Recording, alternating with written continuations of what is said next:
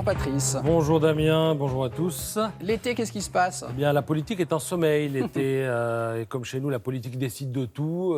Traditionnellement, au mois d'août, l'actualité n'a pas beaucoup de talent. Et quand l'actu n'a pas de talent, eh bien, il faut que la presse en ait, qu'elle ait des idées.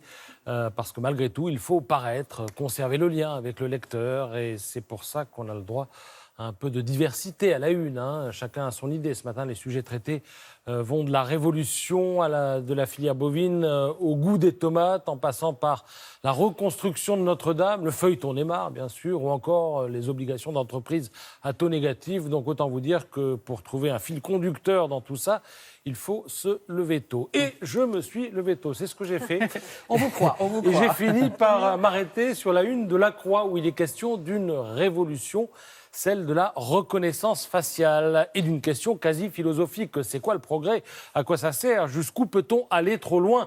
Dans une époque caractérisée par une intensité d'innovation inouïe, eh bien la question se pose sans cesse de savoir si les progrès sont réellement des progrès, écrit Guillaume Goubert dans son édito. Alors c'est bon, je l'ai, mon fil conducteur, maintenant c'est le progrès.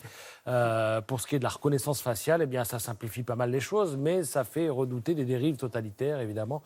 En fait, lirez-vous dans La Croix, on passe en général, outre les inconvénients du progrès, on n'arrête pas le progrès, comme on dit, pour une raison très simple, c'est que les innovations sont généralement rentable. Alors prenez l'exemple de la tomate. La tomate, c'est quand même l'une des vedettes de nos assiettes. Eh bien la tomate, elle est devenue infecte. Pas de goût, aucune saveur, mais c'est un progrès. Pourquoi?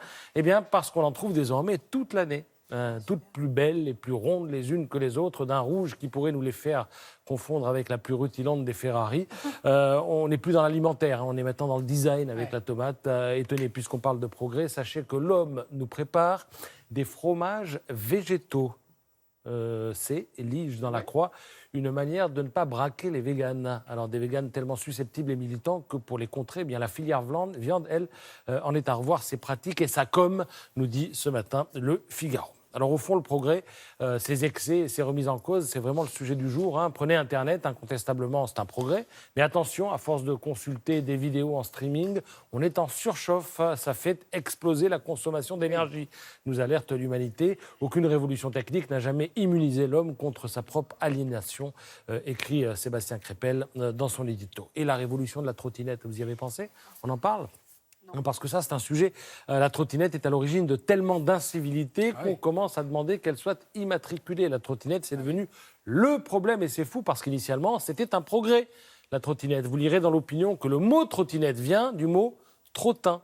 Payés à la tâche, les trottins étaient avant-guerre de jeunes commis chargés de livrer ici et là pour leurs employeurs. Et fatigués de trottiner, l'un d'eux eut un jour l'idée d'inventer la trottinette. Si on m'avait dit qu'un jour l'opinion ferait journal économique auquel est abonné tout le CAC 40, consacrerait un édito à la trottinette, je ne l'aurais pas cru. En fait, le progrès technique, disait Einstein, c'est comme une hache qu'on aurait mis dans les mains d'un psychopathe. Et le monde est un peu psychopathe, il faut le reconnaître, un peu, pas toujours. À propos de progrès, vous voyez dans Libération ce que la 3D permet dans le contexte de la reconstruction de Notre-Dame. Elle permet la création de maquettes numériques qui facilitent grandement le travail des artisans et des architectes. Vous avez 6 pages sur les bosseurs de Notre-Dame ce matin dans Libération. Le chantier, comment dirais-je, progresse. Merci beaucoup, Patrice.